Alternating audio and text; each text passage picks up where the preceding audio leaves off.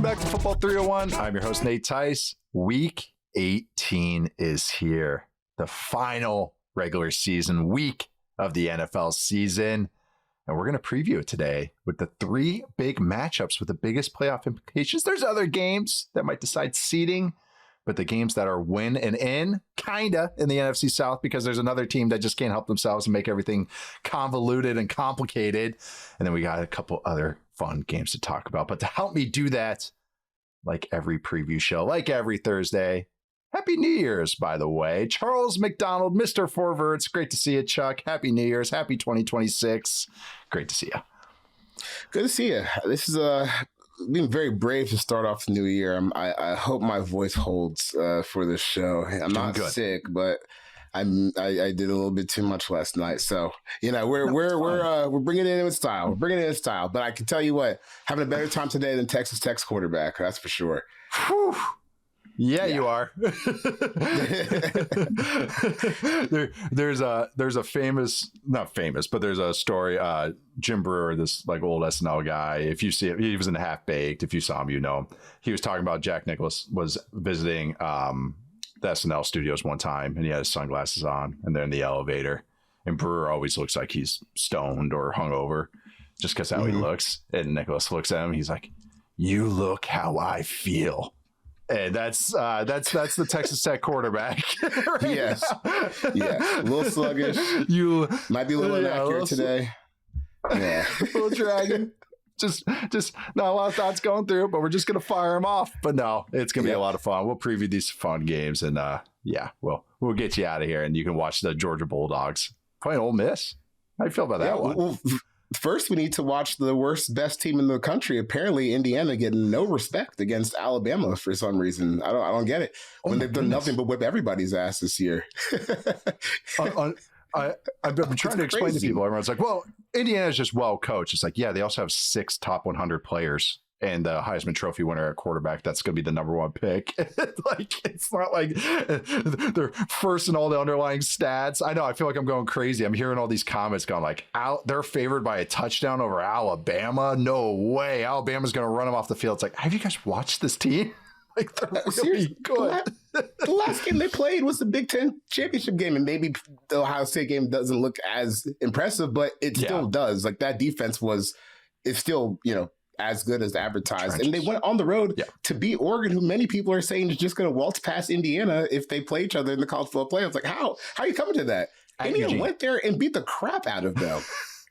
I know. What's going on here? Outdoors. Like, am I missing something here? Yeah, I know. It feels weird. I mean, we have a friend. It is. A friend had a comment from us. He said from the Georgia staff and said that, oh man, the Big Ten's soft. They're not going to be able to handle this. Like, they're not going to handle Alabama toughness and speed. It's like, have you guys watched Indiana this year? They have two receivers that might go in the top 70. They have 2 DBs that might go in the top 100. They have a quarterback. They have a left tackle. It's like, I feel like I'm going crazy when I talk about them.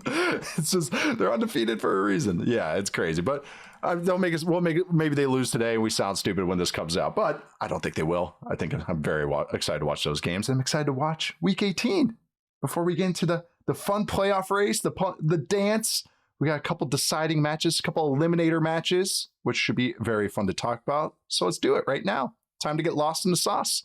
Just where we take a deep dive on our 3 favorite games of the week, and just perfect happenstance. There's 3 big games this week, and it was pretty easy. Producer Stone texted us yesterday. He said, we got 3 games to talk about. Throw in some Hail Marys at the end. See you guys tomorrow. Boom. Done. That was all. That was our meeting to decide this show. It was very easy. I knew exactly what games we were talking about. So let's hop into it. To the NFC South. A couple of these games are on Saturday, including this one.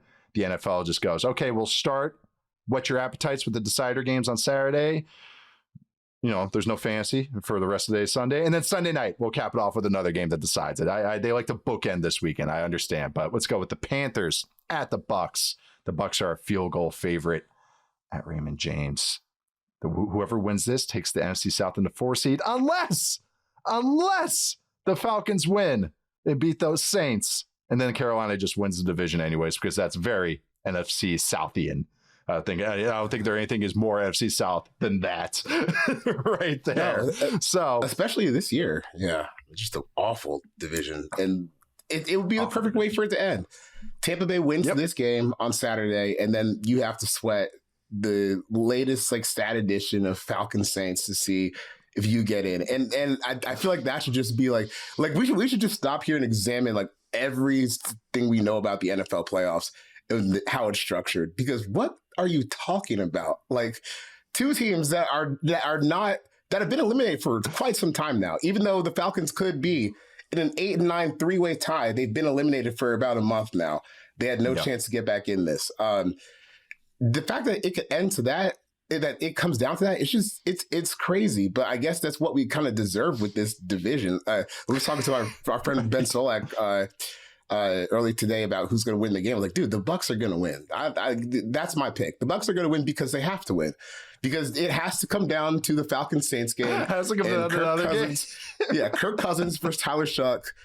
And you're sweating that game, dude. Like you should feel bad. Like even if your side wins that game, you should still feel bad that you had to wait for this, and your prize is the loser of Seahawks 49ers. Have fun with that. Which is we're gonna talk about that game too. And yeah, when you talk about these matchups, it's like, oh well, look at this unit in the NFC West, and then in the NFC South, it's like, look at this unit, look at that unit. So let's look at those units. We'll start with the Panthers have the ball against the Bucs defense. What do you think about this matchup? These two teams just played a couple weeks ago, week 16, I believe, which is kind of like, so it's not as fun as like other games where it's like, oh, week 5, so much has changed. It's like, yeah, it was just a couple weeks ago. Whatever your thoughts were there kind of carries over to this week. But Panthers offense, Bucs defense, Chuck, what are you focusing on when the Panthers have the ball? Is T-Mac healthy? Is he feeling good? Because I think that's probably the most important thing that matters for where this Carolina offense is right now. I mean, I kind of struggle on how to talk about this Carolina offense, because it to me it's just like, okay, like you've improved enough to like try again next year and see what you got in the offseason and see what steps you take. Is it a good offense though? No, I don't think so just yet. I mean, they've gotten better in some areas. I mean, since week 10, like over the back half of the season, they're 14th in EPA per dropback.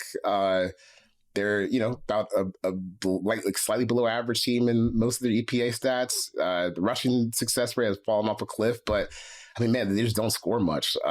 Even in that span where, the passing has improved. They're 25th in points per drive, 27th in first downs per drive. Luckily, they're going against the Bucs defense that isn't, anything to really be afraid of either, especially as they've really played poorly down the stretch. But I just wonder, I guess I just wonder if Bryce Young and this offense, like if they just have enough for this moment, because they haven't really consistently had it. I guess like really all throughout the season, like there's never been any like sustained, okay, we're good and we're going to play well for like a month. Now it's just like you're really flopping back and forth. Like they beat the Falcons 30-27. They lost to the 49ers 20-9. Beat the Rams 31-28. Then they lost to the Saints 2017. Then they beat the Bucs 23-20. Then they get absolutely demolished by the Seahawks last weekend. So they might have enough to score in Tampa Bay's defense a little bit. Like if Bryce Young and T-Mac can hook up on some big plays and they have a little bit more success rushing the ball. But it's so much of their offense is like it just feels like it's too reliant on long range plays when you don't have long range style. Like they don't really get to the red zone at all. And I don't even think they're scoring at like a little bit of excuse me. Over the past 10 weeks, they're 31st in red zone scoring rate, and they're not even getting there that much. So it's really hard to be reliant on long range touchdowns, but maybe you can do that against this defense. Mm-hmm. I don't know. They both really are not good units. I mean, the last time they played a couple of weeks ago, the plays that come to mind were big T-Mac plays and big Jalen Coker plays to the outside, like go balls. So exactly what you're saying. That's what they're relying on. What the last year and then the first half of this year, the Panthers' run game was real good. And that was kind of like, okay, you can just the offense, the passing game just has to be like 20th and you can make this work because the run game's top 10. Hasn't been for a while now.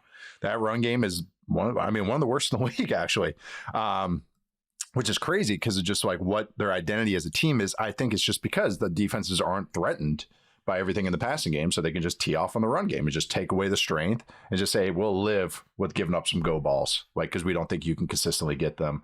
We will live with, trying to throw stuff over the middle because we just don't think that we can recover enough against the passing attack. But yeah, it's just not been as threatening. I mean, just season long rate, even in the splits, they're all below in half in all the rates. They're not explosive. And just even looking at this, you've mentioned this before about the Bucs defense, but they're really, really bad against play action. 9.3 net yards per attempt against play action, dead last, 31st in explosive play rate.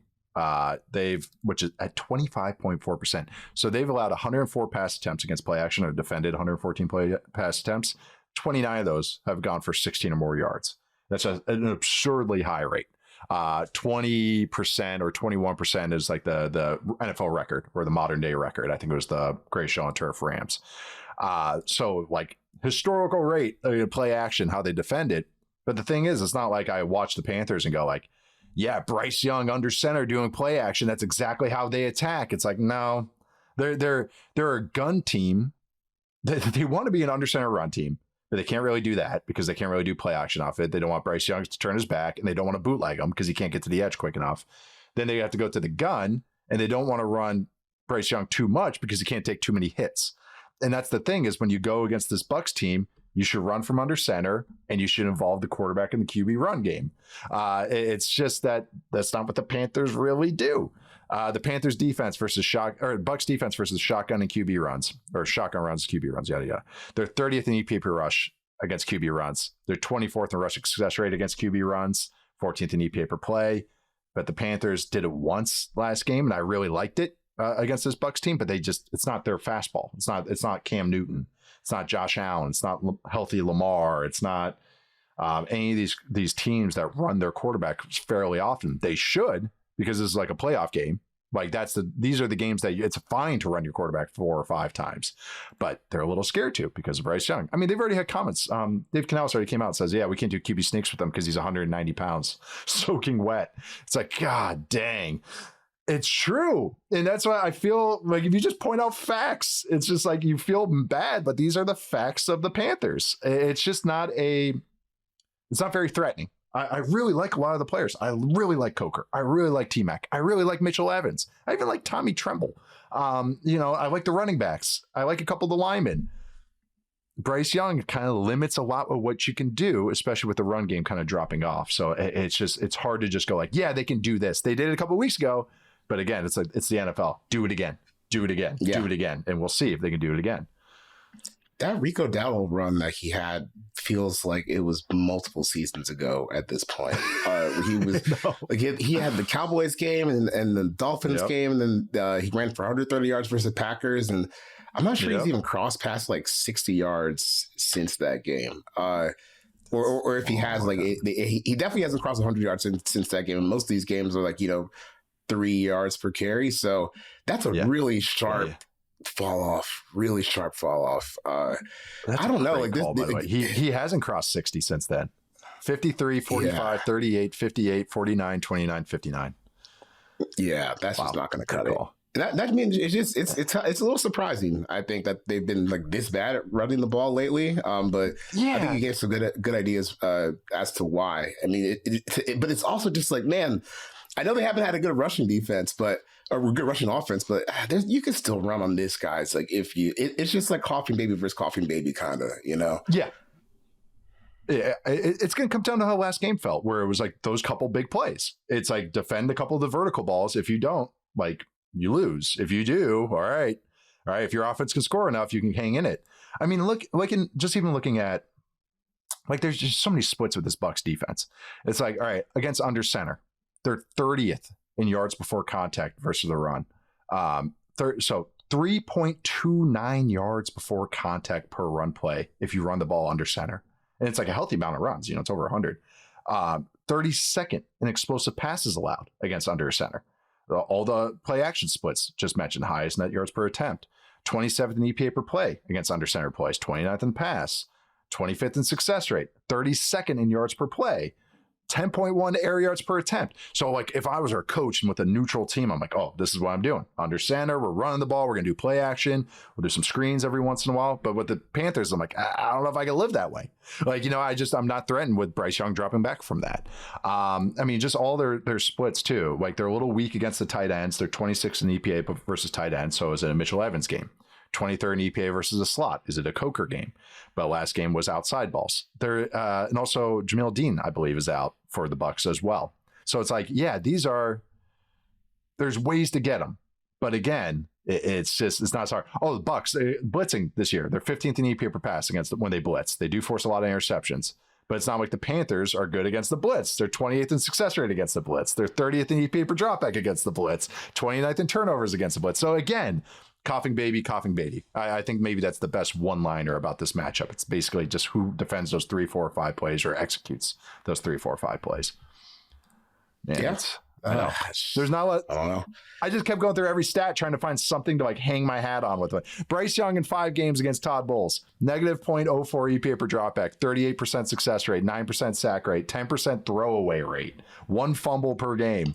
Like again, I can't find a split here where I'm like, yeah, the Panthers got this or the Bucs got this. It's just like, all right, who just it up the least? That's how this side of the ball kind of feels. Any other closing thoughts on? I know. I don't feel. I just like this is just what it is. These are just the facts of these teams, and it's not like I watched them recently and I feel better about what they did. It's like this is how they've been this entire season. I just watched the Bucs versus the Dolphins. Dolphins manipulated them like hell. Either of these teams beating the loser of 49ers Seahawks in the first round of the wild card, that would be a seismic upset. That would be like an unbelievable upset, which is why it's kind of hard to take this seriously. So it would be pretty funny if we were eating our words, in 2 weeks and Bryce Young has taken down, had his comeback and took down the Seahawks, got his revenge. But all right, do it though. I don't know. it's if you're betting, what are you going to bet on?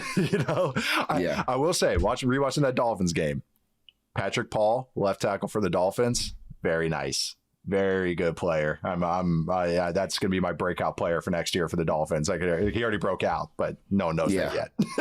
So I could sound smart in 6 months. But Patrick Paul, very good player. I was liking a lot of Julian Hill, like him. I'm liking some of the Dolphin stuff. So they're an interesting team to me. But let's get to the other side of the ball. Bucs offense, Panthers defense. I just have to bring up one stat about this Bucs offense, and that is just watching Bucky Irving and getting sad because he definitely has battled injuries, and you could tell he's lost some juice. But Bucky Irving, there's 48 running backs this year with 100 or more carries. He is dead last in rushing success rate, 29.3%. I looked up since 2011, since the new CBA got signed.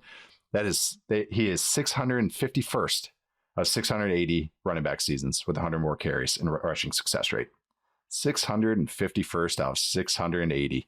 And 48th in first downs per rush, 48th in yards per rush. It's 47th in yards after contact per rush. And I think he kind of sums up how this offense feels.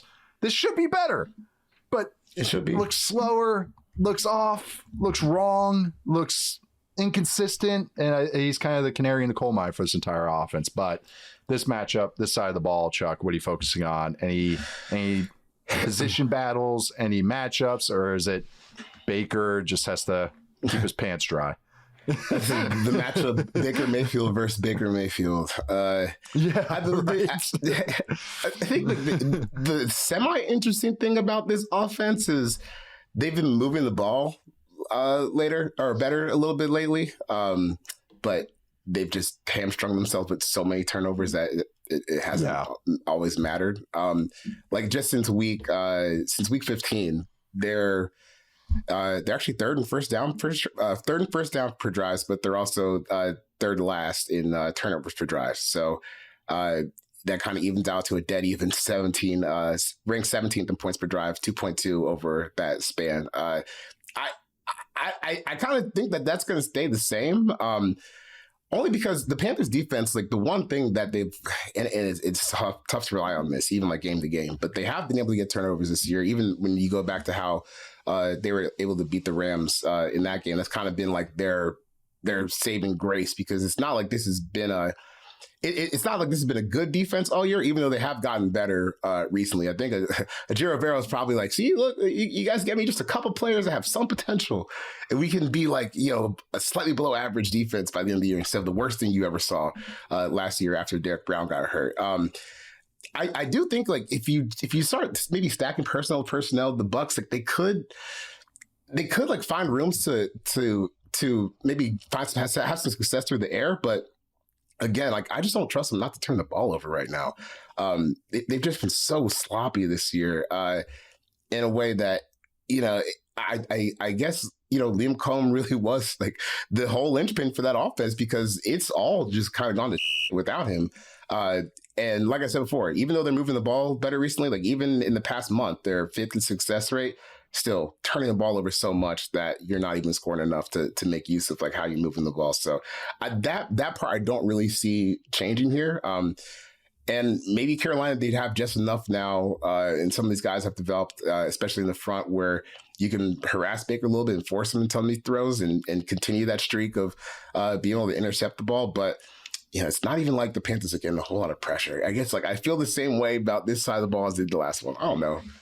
One of you guys has got to do something here. But if the Bucs can avoid the turnovers, they're the better unit, but that's a tall task for them right now. That's a tall task on paper. Yeah, it's the idea of the Bucs is much better than what I'm watching right now. Like even there's a couple plays last week. I'm like, oh yeah, like Baker hit like a couple one to Evans and another one. Where I was like, oh, there it is. Yeah, there's this. Oh, okay, yeah. You still got these guys. You still got Evans out there. You still got a couple linemen out there. You still got Rashad White. You're like, okay, Kate Otten, all that stuff. But then it's just a lot of just frustrating. And I dropped this theory a couple times about them. I think they're struggling with how they package plays, which is kind of the secret sauce of Liam Cohen and McVay, because it's so hard to do to like be. Anyone can do that in theory and take the time to be like, okay, we're going to package this play together. It takes a lot of thoughtfulness. And this is the classic coaching line. It's not what I know. It's what your players know. It's what my players know. It's not what I can say and what I can articulate. It's how the players learn it, how they can execute it. And I see so many times that they run plays and it just feels like they kill to something. They have the long pre-snap operation and then it's a running play with the linebacker in the running back's lap. Or they run a pass play and it's just like the guy, like, I don't know why they would run this concept against that coverage. And if you're checking into that's interesting to me. It's like, why? What's your process there? And again, this is just me reading between the lines, me as an outsider. It's nothing. I didn't talk to anybody. This is just how I've looked at it. It's just my theory on all of it. And when I watch the Panthers defense, they're not great. They have a little bit. They have some interesting pieces. Like I said, Nick Scorton's playing well. Derek Brown, Horn. But, they're a year away on that path. This is, I think, a successful season by anyone's measure for the Panthers. But I watch them and then just kind of just looking. They don't really shoot themselves in the foot too much. And the things that they're maybe makes it frustrating for the Bucs, and I think how the Bucs offense has to play this year, is it's high wire act from Baker. Their run game's not good.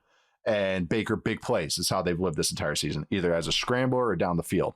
And then I just look and Panthers defense, top 5 against scrambles. They are kind of middle of the pack success rate wise. They're middle of the pack explosive play wise. So there's nothing about them that you're just like, oh yeah, they could pick at this and that'll be an easy path for the Bucs. Nothing's really easy for this offense outside maybe some Mike Evans targets. I think they even scored only on a fade to Mike Evans in the last time they played. And then after that, they couldn't really get that again. And I thought Baker, the entire game, especially against all the simulated pressures Evero brings, and he brought some corner blitzes as well, if I remember correctly. They just weren't sorting them out very well. And he was kind of, every time they tried to do a deep drop back, like a 7-step drop back or 5 out of the gun, he just was like, his eyes were coming down. He's looking around. So maybe he's learned from that. Maybe he's at home and that helps out. But what I've been seeing from Baker and the execution of the Bucs offense, there has been enough where I'm like, yeah, they can do this, and that's going to give the Panthers issues. It's just like I think the turnover thing was a great point. It's like if they hold on to the ball and they just do enough, they should be okay. But I can't bet on that with the Bucs. Like they're just so wildly inconsistent. They're very frustrated. If I were a Bucs fan, I'd be so frustrated because they're a very, very frustrating team to watch. As far as like, you guys should be better. I know you're not perfect, but you should be better. And they just not. And yeah, they're going against a Panthers team that doesn't really shoot themselves in the foot. They're not great, But I think that's why maybe it's like such a difficult matchup for them. There's just nothing you can really pick at against them. Yeah, it's just two not good teams, you know. I know. We're trying to make it more interesting, but it is. It's they are what their records are. Yes, it's just not that interesting though. Maybe that's fair. I don't know.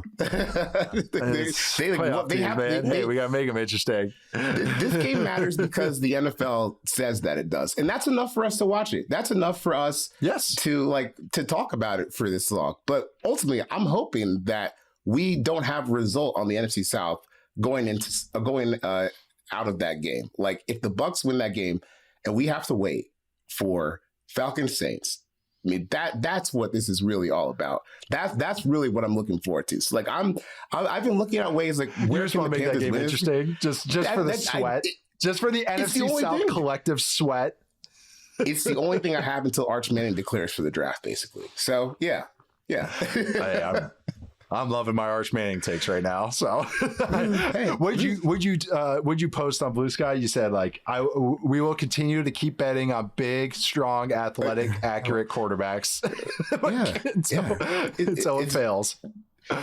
Dude, that guy's a freak athlete. Like this is getting a little bit too far, but yeah, this is like the last thing I have to hope for and to be excited with the Falcons until probably after next year, because they don't have the first round pick.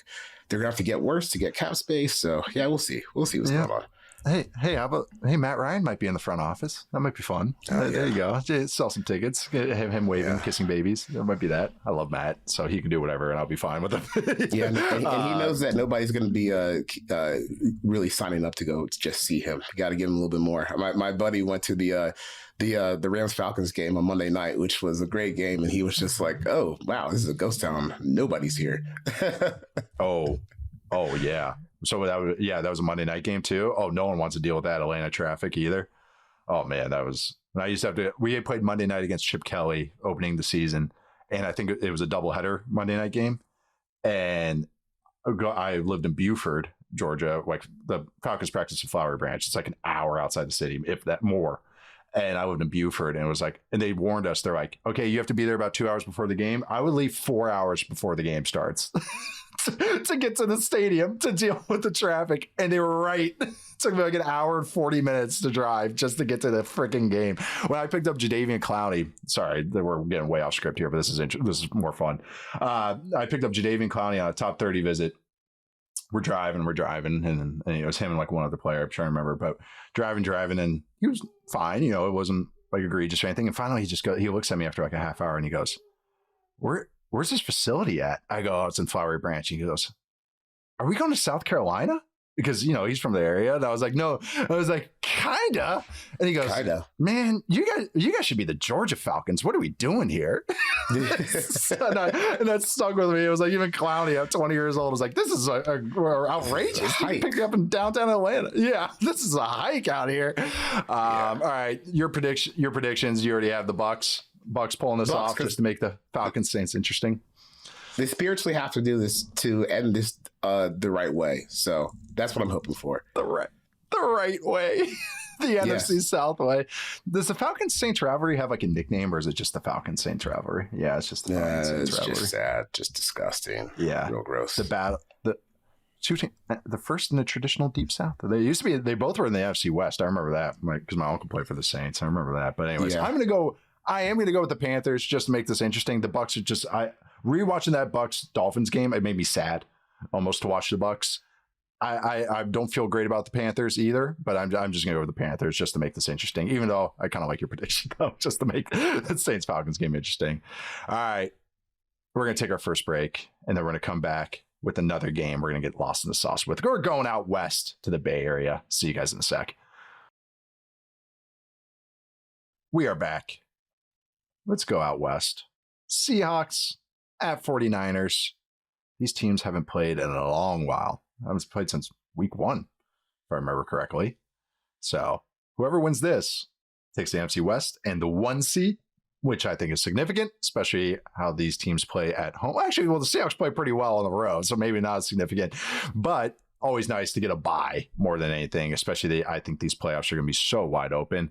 If the Seahawks lose, they get the 5 seed. If the 49ers lose, they get the 6 seed, as long as the Rams beat the Cardinals, which should probably happen because that team is sad as well.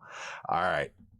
We'll start with the Seahawks when they have the ball going against this 49ers defense. Chuck, what are you focusing on? Sam Darnold versus Robert Saleh and all those young defenders in San Francisco.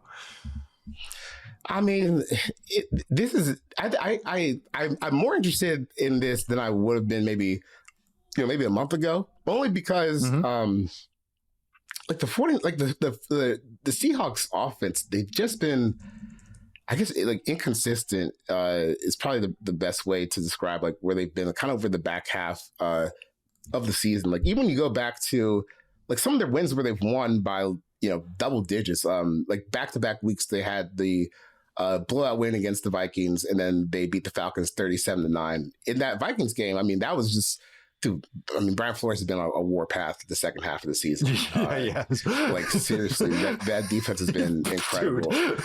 Dude, dude, they just won a game with how many passing yards did Browser finish with? 3, I think, 3 net passing yards. It was 3 net passing yards. Yeah, against the Lions on Christmas, and he basically gave them the same thing in that game against the Seahawks, except the Seahawks offense was a little more competent than Detroit. So even when you see like that 26-0 win over Minnesota, that was a hard fought 26 points, and they had the pick 6 on just a UDFA throw by Brosmer in the red zone that got returned all the way back. Just really doofus stuff. So like they've kind of relied on the defense. Not, I wouldn't say to keep them in these games, but to kind of help them extend the leads in these games. And even when you go to the Falcons game, the Falcons game that they played the week after the Vikings game, they won 37-9. The first half, it was a brawl. And they were kind of, getting a little stuck in the mud by what Jeff Goldberg was throwing at him. And then they just remembered, oh yeah, JSN's best player on the field here, so let's just throw it to him a bunch. And now they've just been in a weird spot. If you just look over like the past month, they're 25th in EPA per play, 27th in EPA per drop back. They've gone down to 20th in points per drive. But I don't know if the 49ers have nearly enough to like keep that trend continuing. Because this defense is just so depleted, man. Like even watching them last week against the Bears, it's like, man, I know you guys got that down at the last play, and that was a great last play, but you had nothing from like a disruption standpoint in that game. And if you're not going to disrupt Sam Darnold and you can't like put a whole bunch of pressure on him, that's like where you're absolutely going to get crushed. Because when it's easy for him, he can make every throw in the book, and this defense isn't putting enough pressure on him just to make him panic. So I want to say, the Seahawks offense has been in a downswing. Sam Darnold's been a little bit shaky, but the 49ers defense, man, it's just, this would look a lot different if they had Fred Warner and Nick Bosa and Michael Williams, but they don't. So that's why their numbers are where they are. Yeah. Those guys. I know. I try to find splits on this. I mean, it's no matter what split with the 49ers defense, as soon as those guys went down, this defense has just been not good. It's not, I think 49ers fans should be encouraged because there's so many cool young players. I keep reiterating that. Jair Brown and Malik Mustafa, and I keep repeating these names over and over, but it's true. Like, these young guys are really cool, and I'm excited to see them with Bosa, with Warner, with Michael Williams coming back, and with another guy kind of dropped in. I think they could do some cool stuff. But when you look at the stats, this matches with the eye test. No, all these night games the 49ers have played recently. They played the Bears, a huge blowout, very entertaining game. Played the Colts. Phillip Rivers was dicing up this defense for a while, and it's just because they don't get pressure. How do you stop Sam Darnold? How do you make Sam Darnold start spiraling into bad Sam? Pressure him. Make him feel just panicky, and that this isn't really the defense that does it. Like the week 1 game, you kind of have to throw out anyways. Usually you have to throw that out anyways the first month of the season, but even more so because what the 49ers defense is. Since week 9, 27th in defensive DVOA, 32nd in sack rate. They're 32nd in sack rate the whole season, so it doesn't really matter. 30th in pressure rate, 32nd in pressure rate since week 9, 32nd in knockdown rate since week 9, 31st in stuff rate against the run since week 9, 25th in yards before contact, 26th in EPA per play, 32nd in success rate. They allow a 49.7% rushing success rate since week 9. If I brought the stat up with Trevor Sycamore earlier this week, but the Rams have a historically high run game at 49.7%. So they are letting up the best run game in the new millennium every week. That's what this rushing defense is so far. And again, it's injuries doesn't help. How they're defensively structured. Robert Saleh doesn't blitz. They believe in having 4. And it's very pickable. Even when Warner was out there, I just remember the Jags game always comes to mind to me. It's just very, you can just, on second and long, you can just run duo for 6 yards because the safeties don't come down enough. They play a lot of quarters. So the safeties have to play very two-way. But if you don't have linebackers that are reading the play and you don't have space eaters up front to eat blocks, it's the easiest defense to run on. All right, you're going to have 4 down and just be in quarters. All right, we'll just run. The whole menu's open up for the offense. And the Seahawks offense, yes, they're zone-based. They're still going to be zone-based, but they've diversified the run game a little bit. Since week 8, they had a bye week in week 8. So since then, they're 14th in rushing success rate. Middle of the pack. That's huge for them because they weren't that good at the beginning of the year. So that's big. And they're 9th in EPA per rush. 12th in explosive runs on design runs, design run rate. They turn the ball over a lot. That's the Darnold thing. And they're also not very good on third and long, which is also kind of the Darnold thing. And that's more of the Kubiak Shanahan thing traditionally. But it's just like this 49ers defense. They don't get pressure. You can run on them. You can run different runs against them. They also they're not amazing on third down. They're like middle of the pack. So it's not like, oh, they have a great third down defense. Wow, it's going to be all down first and second down. It's like, yeah, I don't know. It's just I think the Seahawks offense is still enough to win it all. I really do believe that. Just also the defense and special teams are so good. But it's not like this 49ers defense can really threaten them in the way that I'd want to see. I'd want to see a defense that's very attacking and very diversified on the back end. Maybe Saleh sets it up in this because this is basically a playoff game. And now here comes the knuckleballs. Here comes the stuff. Not really his kind of MO. With the Jets, even that was Jeff Ulbrich. We got to bring him up again. Jeff Ulbrich does some good stuff. Jeff Ulbrich has moved up so much in my mind because I like the stuff, but it was always like, all right, let's see what you actually do. Watching with the Falcons this year, I'm like, oh, that's where that stuff kind of came from. So it's just not a defense that they don't yield a ton of explosives, but really just kind of comes down to how they defend the run on first and second down. And I think the Seahawks run game is getting better to at least being league average, which is a huge, huge, huge deal. Yeah. It's tough to make a case for the 49ers defense when it's depleted. Since week 10, they've gotten 7 sacks since week 10. It's by far the worst rate in the league.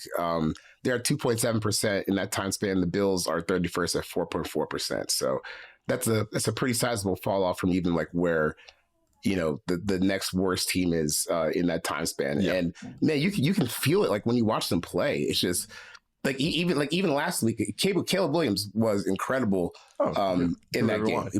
He was amazing.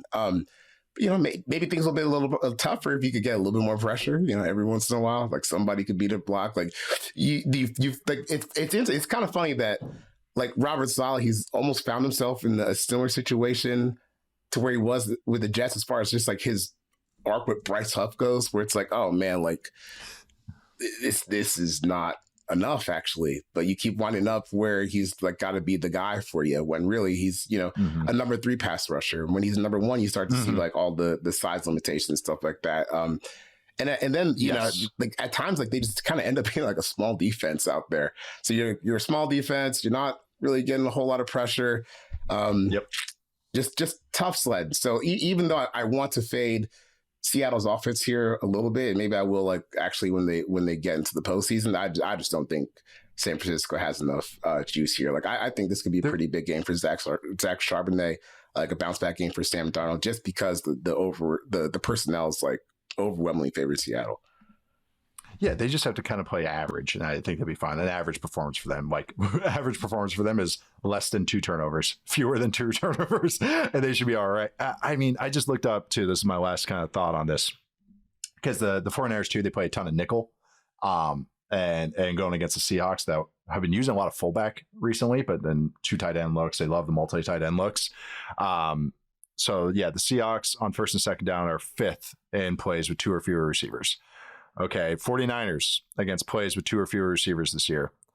32nd in overall success rate, 32nd in rushing success rate, and they allow, oh my God, it's like, yeah, just 32nd rushing success rate. That's all you need to know. 32nd in sacks allowed, sacks per attempt, as far as how much they get. 27th in passing success rate. They don't allow a ton of explosives, so I'll give them that. But I think, again, there's natural answers. That's all I did. Natural answers for the Seahawks and not enough threat to kind of take them off their game. There's not that pass rush. A good pass rush is what's going to convolute the Seahawks offense. The Eagles can get there. The Rams could get there. I really like the 49ers offense, which we're about to talk about, but this defense is kind of there. Yeah, it's the hole on this team. I don't think that should be a surprise to anybody. But all right, let's get to the other side of the ball, though. This is very fun. It's the 49ers offense. It's the Seahawks defense. And this is our Hosh fight of the week.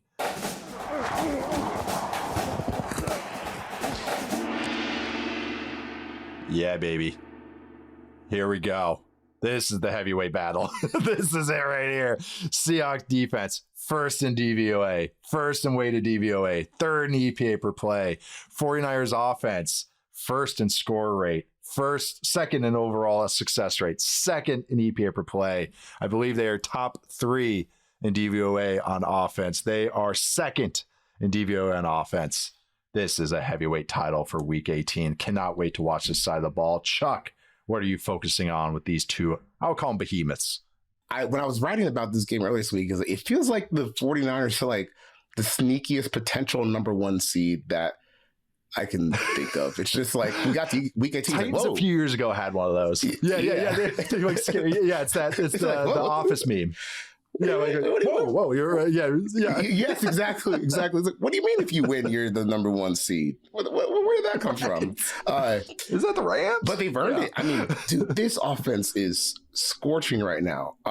Cooking. Just since week 10, and I mean the Seattle's defense is too, but just for Seattle for 49ers offense since week 10, this is like, half a season's worth of sample. They're averaging 3.33 points per drive. That's ridiculous. Mm-hmm. That's insane. Mm-hmm. 2.5 first downs per drive. Both are like by far first in the league. Really, the only area that you probably are looking at like, oh man, like this is a little iffy is the turnovers, which I don't know. I guess that's probably just always going to be when Brock Purdy's your quarterback. There's always probably just going to be a side effect of him being there. I mean, because he's going to try big boy throws always without having big boy traits, but ultimately, like that's still kind of what makes him a good starter for this offense because he's willing to try and rip the throws down the field. So you're gonna need that because I think Seattle. I do think Seattle will be able to at least play the run well. Like Christian McCaffrey's been on a tear. Like I thought he might have been cooked. That's not right. I mean, he's been great. The whole rushing game has been great. But I do think Seattle, it's just visually when I watch them, I'm like, who's supposed to run on this? I mean, they're so violent, they're so gap sound, and they finish all these plays. I do think that there could be points where they kind of overwhelm just the talent on the 49ers offensive line. So now, like, can you get enough from Brock Purdy and the 49ers passing game against that defense if you're a little hamstrung? That's where I kind of get maybe a little question, but it's not because of the 49ers offense or really anything that they've done wrong. I just kind of keep like stacking up the personnel, from 49ers offense to Seahawks defense. And I just keep coming away a little bit more impressed with the Seahawks defense. But we talked about it a couple of days ago or last week. I mean, what Kyle Shanahan has done this year and how he's able to put this offense together, I think it's probably been his most impressive job yet. Because remember, like when you're looking at like these numbers and how efficient they've been, like there were Mac Jones starts in there too. That was the thing that happened this season. People clamoring, oh, should my team give $20 million a year to Mac Jones? Kendrick Bourne, who was signed a week before, was their number 1 receiver for like several weeks. Yes. And they didn't miss a beat. They beat the Rams. They didn't miss a beat with that.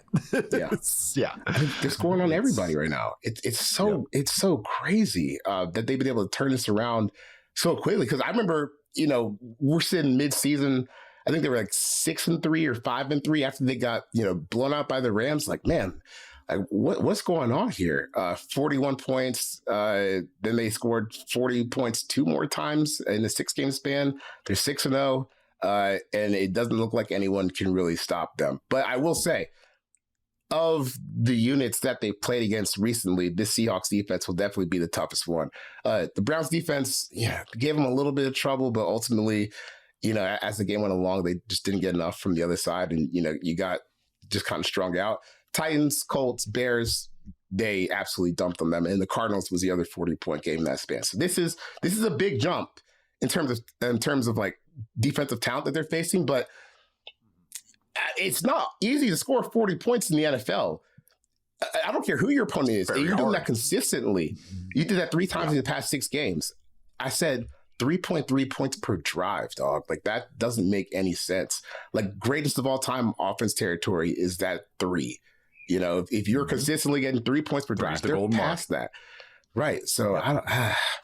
But this is why this is so compelling, because I do think Seattle's defense is more talented. I think I can see a case like where they just kind of overwhelm them physically up front, but I can't just throw away like what the 49ers have done and how well orchestrated they've been. Like, they got a chance. Even though I can't quite understand it fully, outside of just Kyle Shanahan's really good at this, and so is Christian McCaffrey. I think Kyle Shanahan's a god. Yeah. It's just a play calling god. Yeah, I mean, he is. I mean, it's the coolest, McVay and Shanahan, because they've been calling plays now for so long. I mean, shoot, now this is year 9, Shanahan 49ers, and I started watching Shanahan offenses his first, like, really what I would say watching, knowing what I'm looking at, when the RG3 year with Washington was probably when he kind of like really came to mind for me. I mean, that's a lot. He's called a lot of plays, and he always just reinvents it. And actually, that's a great comparison. When that Washington year, when RG3 took everything by storm, I think they played the Saints week 1, and he just blew it up. And he took his usual Shanahan concepts, the play action stuff, and then, all right, we'll put in the pistol and we'll put it in the gun, and we merged it together. That just kind of speaks to, I think, how cool Shanahan is that they run a lot of traditional stuff, but he always tweaks it. He always finds new motions. He always finds new formations, or finds the formation to use.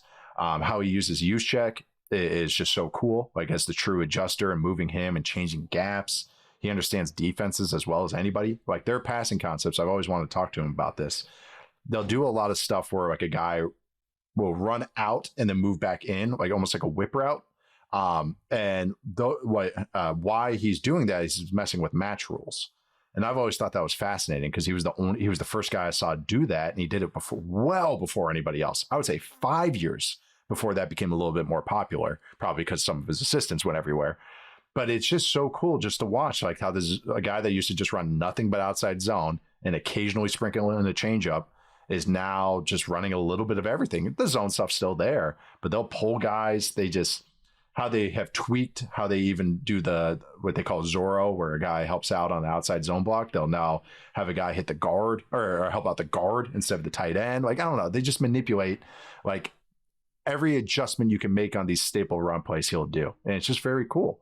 And I've always had so much respect for him, but I agree. Like, I've said a few times the last couple of weeks, like, he's easily my coach of the year. I think it's a great year for coach of the year, but he's the one I can make the easiest argument for about what they're doing. And going into the year, they had one of the easiest schedules, but didn't play out that way. That's another thing too. And I think that was kind of in some people's heads. It's like, no, they're just winning games against some good teams. I brought this up the other day. Since week 9, they've only allowed 7 sacks. So they might have only earned 7 sacks. How many sacks do they have? What did you say? 9 on defense? 8, 9, 7? I think they have 7 since week 10, since week 9. And they've only allowed 7 since week 9. So pretty good. There no less sacks in these 49er games going on right now.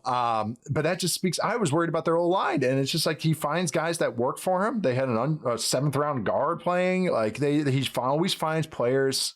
He always dials up. He knows what his players are. He'll sign guys off the street, and they'll be running motions and with no problems. Like, there's no looking at the sideline, no like guy getting a illegal procedure or illegal shift. And since week 9, they have a 37% first down rate. 37% of their plays go for a first down.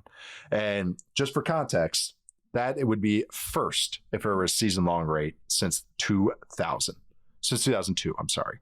The record is the Saints in 2011 with Breeze, and they did it on...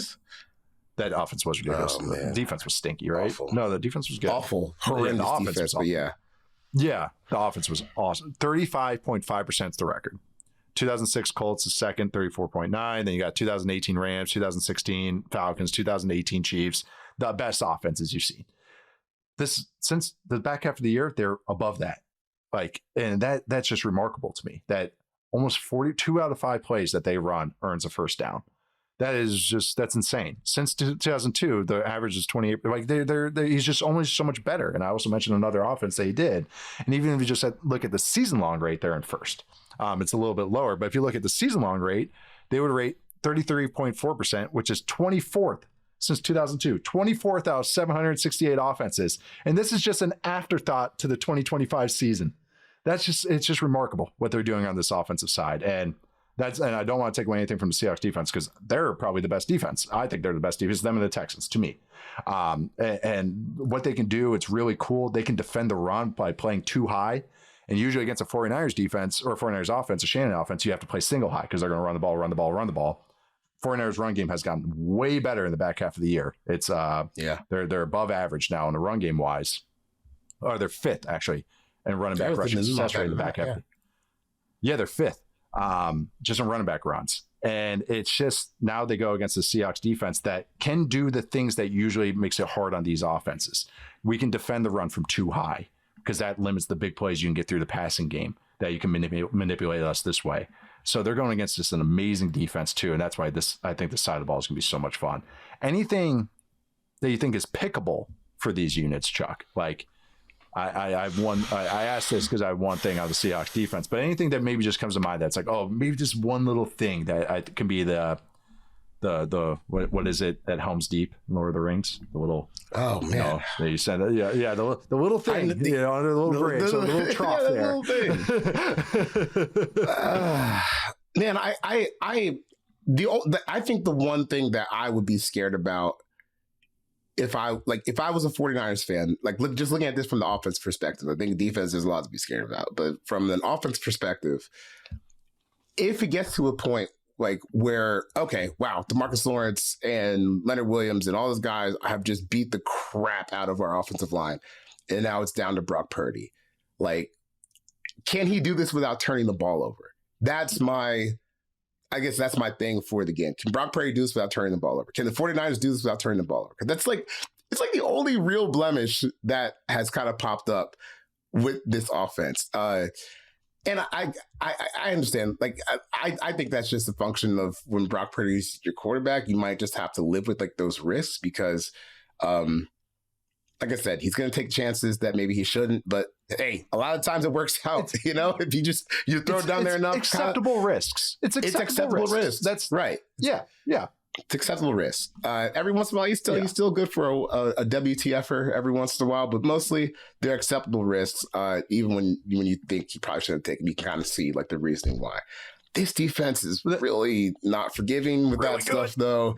They're really good. They're really good at every level. So that's the only place where I get scared. If it I definitely respect where the 49ers run game has been and where they've improved, but man, this is just kind of a different notch. The run, the snaps that Seattle's defense had against Carolina in the run game this week, it was just carnage, man. Just tossing guys out the club, smacking guys full speed in the face, and every guy feels talented enough to do stuff like that. So that's where I just get hung up. Don't turn the ball over too much because you might get hamstrung a little bit this game. That's why Shanahan I really likes having Purdy out there is because he can create enough. He's a great scrambler. He's a really good runner. He's a good thrower on the move, and he tries. And that's why I've been Brock Gnostic. Just been I want to stay out of any arguments. But he's a guy I've learned to appreciate his game.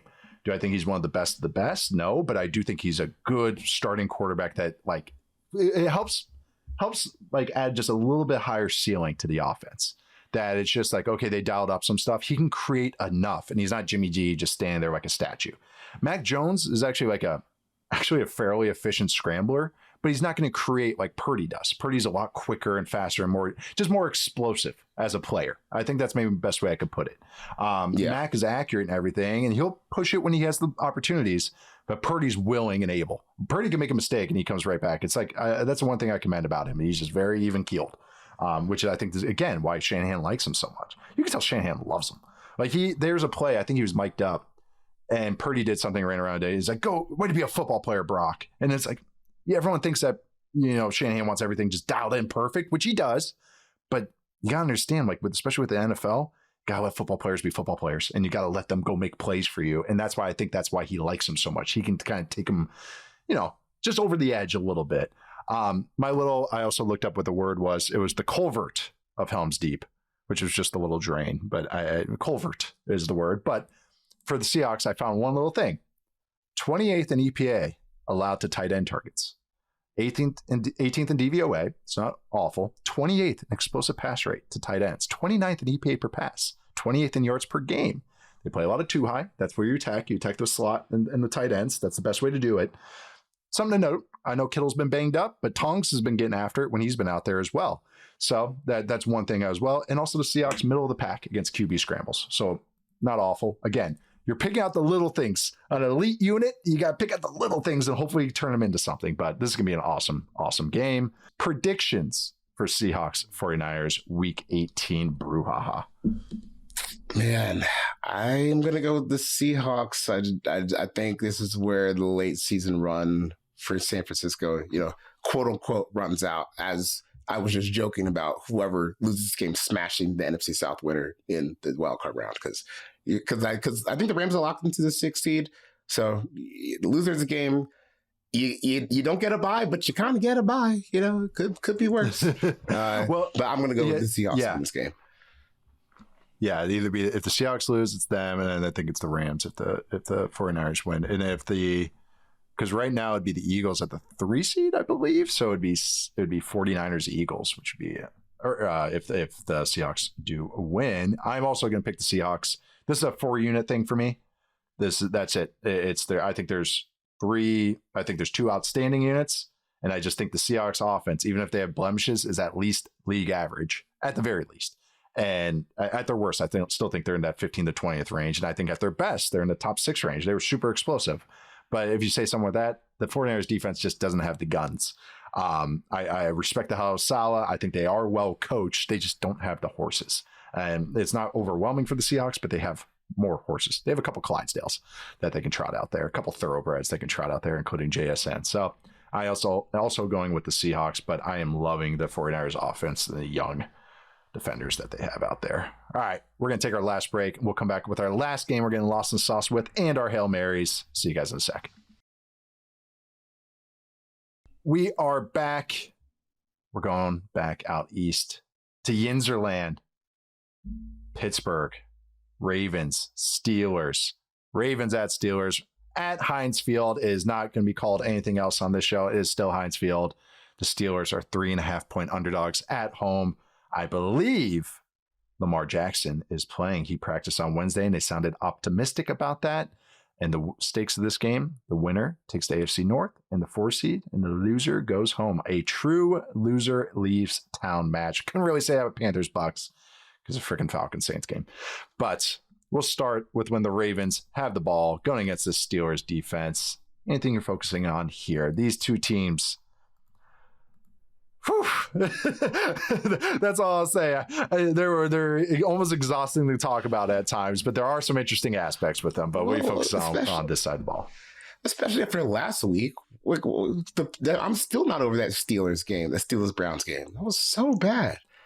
So bad. Also, the only thing people took from my column was the last little bit about Shador, when the meat of it was about Aaron Rodgers and Myles Garrett pissing me off a lot more than the Browns offense. But we're fame struck.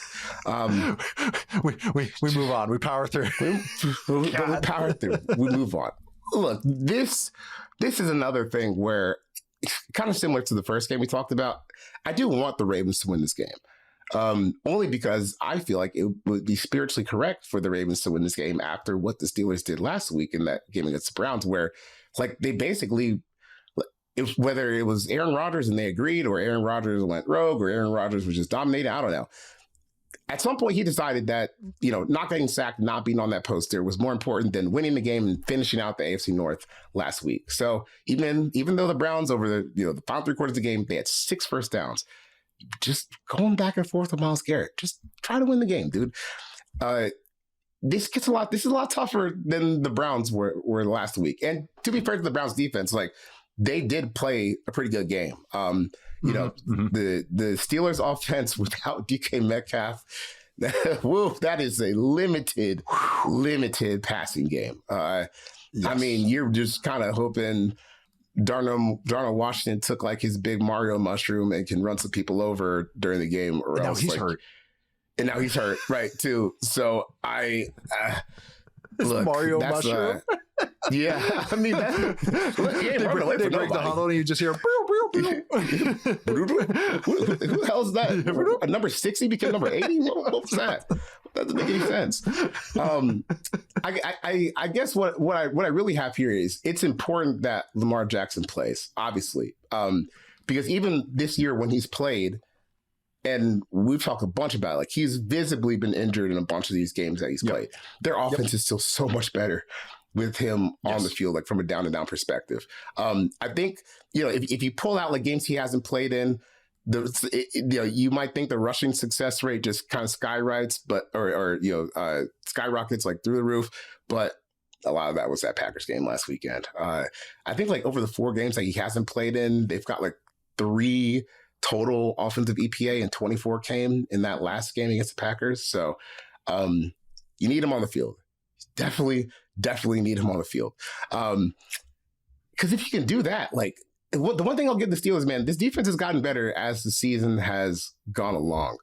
And it's not just like all fluff either, like, they've played in its time span, basically over the second half of the season, since week 9, since week 10, they played the Bengals, they played the Bears, they played the Bills, Ravens, Dolphins, Lions.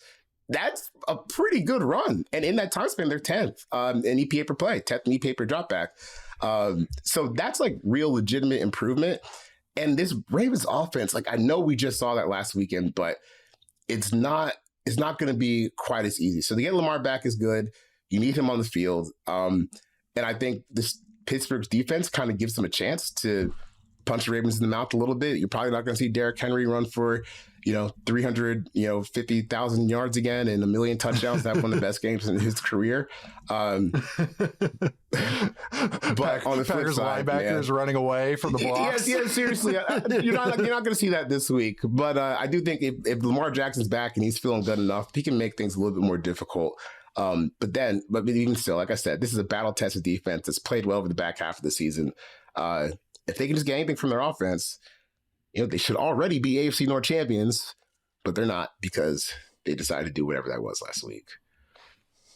I know I watched the, last week I've been dogging it was the I formation runs of the Ravens. And then last week, that's all they leaned into.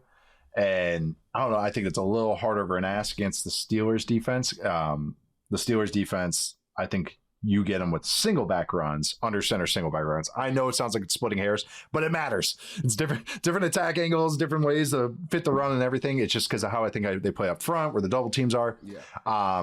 But so I think that's not going to be as easy. I also looked up our guide. I have kind of 2 splits here for 2 players, and I think it's significant. But I agree. I mean, Lamar has to play for them to have a chance. Like Snoop Huntley. It can play fine. And anyone that's like, oh, should they not play Lamar because of Snoop? No, they shouldn't. Lamar has a couple MVPs and is one of the greatest quarterbacks I've watched ever. It doesn't matter if he's banged up in that 80% or 70%. It is better than Huntley's best. Like, it's Lamar freaking Jackson. He's not running the ball as much. But that's the thing. Against the Steelers, that's Tomlin's thing. Tomlin and his defenses, or whoever's been coordinator under him, are amazing at QB scrambles and QB design runs. That's been always the thing against. He really can kind of corral Lamar. But it's not just Lamar. It's Josh Allen, whoever they've played against. So why I'm saying that is that aspect, even if it's weaned off this year for Lamar, that's not as big in this game as you would think. It's more Lamar as the thrower, which, even if they're average efficiency-wise, he can still generate explosives because he's got such a big arm. He's willing to push the ball. He's willing to whip out dig routes. Like, he's willing to throw everything. And that's what you need to go do against this defense, because they're going to let you get gashes. You just have to be smart and get them. But I looked up our guy, Derek Harmon, who we both really liked in this draft class, goes to the Steelers, has battled some injuries. But when he's been out there, when he's on the field, it's significant how much better the Steelers' run defense is. So I looked at next-gen stats on off splits. I understand. Everyone always wants to say, there's so many people out there. There's so many variables. There's noise. This guy's always on the field with them. I understand that. But over time and eye test, this matches what I'm seeing. Derek Harmon on the field, 147 carries. The Steelers have allowed 3.5 yards per carry when he's on the field, 4.2 yards expected yards per carry. So 0.7 under that, which is significant. Tied first in yards per carry with the Seahawks defense. 35.4% success rate allowed on run plays. That's third in the NFL. Negative 0.14 EPA per carry. That's second. 19% stuff rate. That's tied for sixth. And also a 8.8% explosive run rate allowed on next-gen stats. That's 10 yards or more. That's sixth. When he's off the field, 277 carries, 4.6 yards per carry. That would be tied for 26 with the Falcons, just below the Cowboys and the Commanders. 0.04 EPA per carry. That's 28th. So they go from second to 28th. And success rate, they go from third to 28th, 44.8%. And then stuff rate and explosive player rate, they are league average. So they go from a below average or worse run defense when he's off the field to one of the better run defenses in the NFL when he is on the field. Yes, there's other guys out there that help. Keanu Benton when he's playing well. TJ Watt's been out and everything. But Harmon, this was his thing. This is his calling card. He move across the defensive line. He can play anywhere. He plays good against the run, against the pass. We both liked him as a prospect. And it's real. You could feel his presence when he's out on the field. The other thing is Jalen Ramsey. I brought this up. When he moved back to safety, I felt like the Steelers pass defense got a lot better. The run defense was kind of the same, but the pass defense got better. And now they have him back in the slot because Duggar's out there. There's other stuff that they're doing. And I'm watching and I'm like, I don't know. I don't know if I thought, and maybe in theory, I like Ramsey better at the slot. And I looked this up too. He has 5 havoc plays out of the slot, which is like a TFL, a sack, a PBU, just a significant needle moving play. He has 5. At the safety spot, he only has 1. Okay, that makes sense. He's away from the ball. In the slot, you're near the ball. That also speaks to Ramsey's ability. He can line up at both. The thing is, the Steelers as a defense against the pass are way better when he's at safety than when he's in the slot. They allow a 43.8% passing success rate when he is at safety. And this is just when he's lined up at safety. I looked at precise play position because I can do that on True Media. And then in the slot, they allow a 47.2% dropback success rate when he's playing in the slot. I just think it just shores it all up. And if their run defense is better with Harmon out there, that makes sense to me. But I think they want to get all these guys out on the field. But I kind of was like, I don't know. I'm kind of digging what you guys were doing when he was back there. He's very smart. He's truly what they call an eraser, which is the epitome of an eraser is Earl Thomas. The deep safety that just wipes out every run play that he comes down a hill on. He can go sideline to sideline or numbers to numbers, defending deep passes. He's like a Diet Coke version of that right now. And I think still a good player. And I think they should just lean into it. But they kind of were like, no, we want to get these guys back into other spots. I don't know. Yeah. To me, eye test wise, I think they're more pickable overall when he's in the slot just because how the other guys are. That's just an observation I want to drop out there. So I'm curious how they align with him because I do think it matters a lot to how everything, the trickle down effect after that. All right, let's get to the other side of the ball because I got some Rodgers stats I want to throw out here. Aaron Rodgers. Boom. Steelers offense, Ravens defense. Ravens defense, much improved, way improved this year. Aaron Rodgers, negative 3.1 average air yards to the sticks, to the first down marker throughout this entire season. There have been 430 quarterback seasons since 2011 when the new CBA was signed. That ranks 430th. No one has thrown it shorter of the sticks than Aaron Rodgers as a starting quarterback since 2011. Probably the same if I look back further, but I'm just going to go to 2011. This guy is not pushing the ball, and it's frustrating. Like you mentioned that last week against the Browns. You watch the 2-minute drills, all of a sudden Rodgers is chucking it, throwing it over the middle, throwing to tight ends, throwing trick shots underneath. I'm like, do that for 4 quarters. Stop stat watching. Stop worrying about throwing a pick over the middle and stop like doing all that, like being frustrated at everybody. Because you watch him in 2-minute drills, his air yards outside 2 minutes is 5.6. easily dead last, historically low rate. Inside 2 minutes, 7.8 air yards. That's 18th in the NFL this year. It's higher than Josh Allen. It's higher than Sam Darnold. It just play like that. So this is all a mental block that he has with himself, or just like an ego thing. And it's very frustrating to watch because I see it even when DK Metcalf's not in there. He's willing to push the ball. But anyways, those are my Rodgers stats. That's what I'm focusing on. He's got to throw the freaking ball down the field. Otherwise, this is not going to work. It's just not going to work either this week or beyond. But anything to add on to that? Sorry to kind of take the mic right there, but it's just been very frustrating to watch. No, I mean, my question is who's the person supposed to throw downfield to? DK Metcalf isn't there. Yeah, I guess Scotty Miller. Good luck with that. That sounds fun. Austin. I think. Like, dude, it's a very small sample size, but Aaron Rodgers' numbers when DK Metcalf is not on the field, I mean, it's not.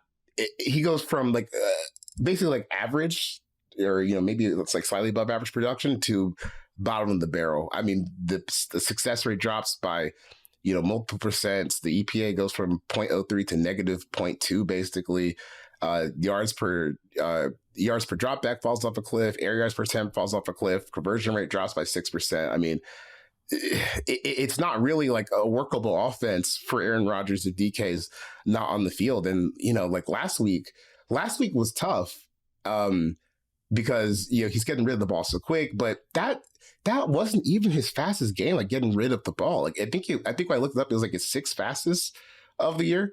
And funny enough, like every other game that he finished below 2.5 seconds to throw was a win for the Steelers, except for that one, which is, I think, goes to show a lot about what actually happened in that game and that strategy and how repulsive it was. I can't let it go. Yeah, it's just beautiful. And I think that was that was one of 2 games that Aaron Rodgers had this year where he was under 2.5 seconds time to throw and had negative EPA on the day. And the other one was just like barely negative. So it's normally a good thing, like when he's getting the ball out that fast, but not like in this manner. Like when DK Metcalf isn't on the field, he's still averaging, 2.5 seconds to throw. But like I said, everything just falls off a cliff in terms of efficiency. I'm expecting this to be an ugly rock fight. One that's kind of suiting for Steelers Ravens, I will say. Yeah. A night game, Steelers Ravens. Like, this is like as perfect as it feels. This is like what I grew up with. Is just because you got to remember, I grew up in like NFC Central and NFC North games, especially with the Vikings. So it was just a lot of like shootouts in domes for me growing up. And then I'd watch night games and it'd be Ravens Steelers. And there'd just be like 13-9. Big Ben is getting socked and his helmet's flying off. Terrell Suggs is beating someone up. Peter Boulware is out there. And I was like, wow, this is foreign to me. Like, where's your guys' offense? Like, where are you guys going to throw the ball? Or like, what's Trent Dilfer doing? Like, and then so it was always just like a black and white color thing watching these games. So as I've gotten older, I've realized there's a little bit more than that. There's a little bit more ways to win a football game.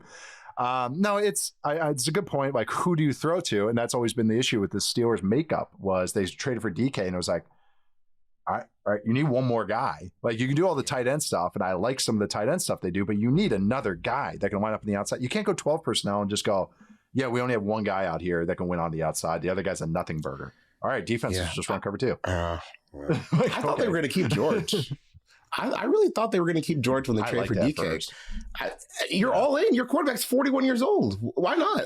Yeah, you're still getting that 3rd round pick, whether you play him this year or you don't. You let him play and you walk, and he signs a big contract. You get a 3rd round pick, or I don't know. It's kind of strange. I still think that's kind of strange. Another thing too is what I think an underrated thing with Rodgers, because there's been so much talk about like these older quarterbacks and the mental side. Rodgers used his athleticism way more than people remember. Like, I think they just remember the signaling and the quick pass, so much slant flat, all that stuff. But the thing is, if you run quick game and they ran those slant flats, like when it wasn't open, that was when Rodgers would do the bounce thing, up and down. And, Bakhtiari would be doing a shield pass blocking. And it was kind of their own version of doing it. Like, you just look at his time to throw. You brought up all the time to throw stats. With his athleticism waning, or his lack of willingness to even tap into it, like that aspect's dropped off. And he only attacks to the outside now. He takes those one-on-ones. Last week was the great example. It was like, there are plays over the middle if you read zone coverage, not all of them, but he just always defaults to the one-on-one. And I've talked about this too with like Bo Nix against man coverage. But a quarterback is taught. Sometimes if it's a 3-by-1 concept, the 3-man side is okay against cover 2, you work here. Against cover 3, you work here. Against quarters, you work here. A man-to-man, okay, you might have a man-to-man beating concept with the 3-man side, or you take your one-on-one if you like the matchup. Did you hear how I ended that? If you like the matchup. Like if you like the matchup, not Scotty Miller, not MVS against a Pro Bowl corner. It's DK Metcalf against a average corner. Yeah, I like that matchup. I'll take that one-on-one. Devontae Adams in his prime. Yeah, I'm going to take that one-on-one matchup every single time. He became so reliant on the training wheels and then they got taken away, and he just didn't want to adapt his game. And as he's fallen off, it just hasn't. That's why Brady aged a little bit better. Breeze aged a little bit better, is because they were true pocket guys. He was a little bit more of a dual threat than I think even people have remembered. Last little stat: his time to throw in 2011. I think that's when he won the Super Bowl. No, I'm sorry, the MVP, and they went 15-1. I think his time to throw was 2.79 seconds. In 2019, when LaFleur got there, 2.82 seconds, and this, which ranks 62nd since 430 quarterbacks since 2011. So one of the longer time to throws. That's why him and Caleb Williams have a lot of similarities. Matthew Stafford too for Caleb. There's a little Stafford to Caleb's game. But this year, 313th in time to throw, 2.53 seconds. It's a different guy, and they just don't have the resources or the auxiliary parts that kind of push it over the top. So anyways, long-winded way to say a very frustrating, a very tight offense to watch. Can't wait to watch this Sunday night, deciding it. We'll be recapping it Sunday night. But final predictions: Steelers are 3.5-point underdogs at home. I'm going to whittle all that down to all that you just said to make my pick to you ain't got enough here, Pittsburgh. I'm going to go with the Ravens. I'm also going with the Ravens. Yeah, it's just not enough juice. Not enough juice. There's interesting parts, not enough juice, and it's just old too. Yeah, so I'm also going with the Ravens. All right, let's cap off the show. It's time for some Hail Marys.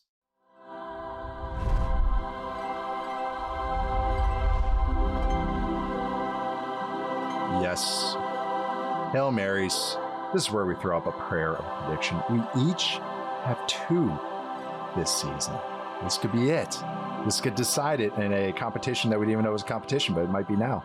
Charles, what's your Hail Mary this week? It's been a couple of weeks because of the holidays, but what's your Hail Mary? It has been a couple of weeks. My Hail Mary this week, it's maybe the most actually, you know what? Jets fans might not find this to be an inconsequential game. And if my prediction comes true, they will be very happy, because my Hail Mary this week is that the Buffalo Bills backups, because they already locked into the playoffs and they cannot win their division, will beat the New York Jets still by 2 touchdowns or more. Mitch Trubisky versus Brady Cook. I'm still taking Maserati Mitch, man. Yeah. You're treating this like a Big Ten versus MAC matchup. That's This is Akron versus Ohio. Akron. Yeah. Same schools. We live in the same schools. Because that's what I always picture. It's like it's always Ohio State playing for some school from Ohio, some MAC school from Ohio in week 1 and week 2. I know. It's always like, why is it 14-0 at halftime? Then it's 59-0 final score. Yeah. You're like, oh, this. Yeah. And then they finish, and it's like the quarterback went 18-21, 5 touchdowns. Yeah. They don't even have to play the last 10 minutes. My week 18 Hail Mary is very fitting, I feel like. I don't know if you know this, but Riley Leonard's starting against the Texans. So let's get a Hail Mary about him. I went with Riley Leonard will rush for 40 yards and a touchdown against the Texans. His over-under is currently at 14.5. I think for sure he gets over 25. Riley can run. He runs like Woody from Toy Story, but he can run. And we're going against the Texas defense, a lot of man coverage. Might be some opportunities there. I'm actually really curious to watch that. But I'm going with Riley Leonard, 40 yards rushing and a touchdown against the Texans' absolute monster defense. So we'll see how that one breaks out. All right, Chuck, we're closing it out today. You and I will be back on Sunday live right before Sunday Night Football, right before that Ravens-Steelers game to react to Week 18, mostly Saturday matchups, but there'll be plenty of stuff to talk about there, but we for sure recap those top 2 games that we talked about today. So make sure to come hang out with us on YouTube. It's a ton of fun, the Yahoo Sports YouTube channel. I'm Nate Tice. You can find me at Nate_Tice. That's Charles McDonald. You can find him at 4Verts on social media. Subscribe to us. Follow us, rate us 5 stars wherever you get your podcasts, Apple, Spotify. Leave us reviews. We'd really appreciate that, or comments. It's fun to see those. Watch us on YouTube on that Yahoo Sports YouTube channel. You can like and subscribe there. Leave comments there too. It'll be fun. It's fun. I don't know. Probably good for the algorithm. Thanks to Stone, Austin, and Madison behind the scenes for making us look and sound good. Thank you all for listening. Hope you guys had a great New Year's Eve. And I'll see you guys Sunday night. Later.